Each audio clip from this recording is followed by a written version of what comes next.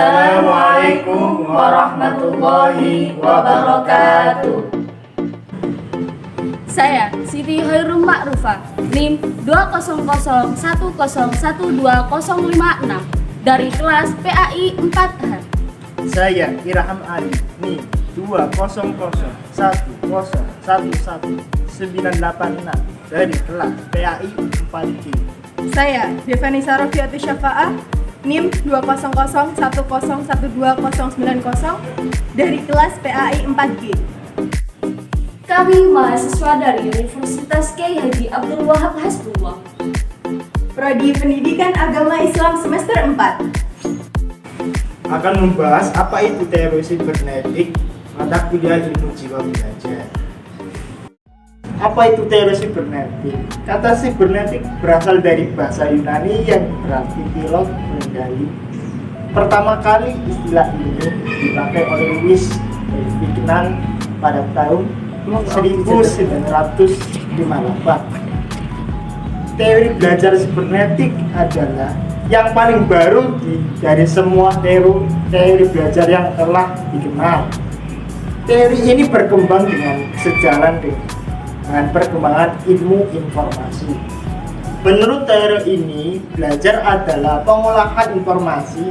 Contoh implementasi teori sibernetik dalam proses pembelajaran ini ialah dengan menggunakan monitor langsung, video call, atau dengan menggunakan aplikasi Skype, Viber, video webcam, dan lainnya.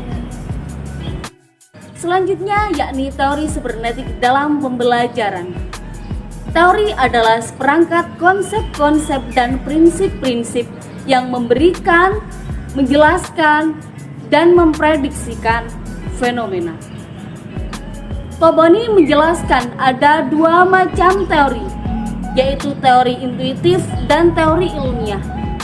Teori intuitif adalah teori yang dibangun berdasarkan pengalaman praktis. Adapun teori ilmiah atau teori formal adalah teori yang dibangun berdasarkan hasil-hasil penelitian. Selanjutnya, teori belajar sibernetik menurut beberapa pakar. Yang pertama, menurut Landa. Landa merupakan salah seorang psikologi yang beraliran sibernetik. Menurut Landa, ada dua macam proses berpikir, yaitu proses berpikir algoritmik dan proses berpikir heuristik. Yang pertama, proses berpikir algoritmik, yaitu proses berpikir linier, konvergen, dan lurus menuju ke satu arah.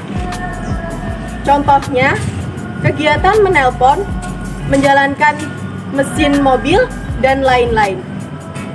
Yang kedua, yaitu proses berpikir heuristik, yaitu cara berpikir divergen menuju ke beberapa target sekaligus. Contohnya, operasi pemilihan atribut. Yang kedua, menurut Norbert Wiener. Norbert Wiener adalah orang pertama yang menggunakan istilah sibernetika dalam bahasa Inggris, yaitu cybernetics. Ia mendefinisikan sibernetika sebagai sebuah ilmu kontrol dan komunikasi dalam dunia hewan dan fisik. Selanjutnya, menurut Stanford Beer. Stanford Beer mendefinisikan sibernetika sebagai ilmu organisasi yang efektif. Yang keempat, menurut Ordon Pass.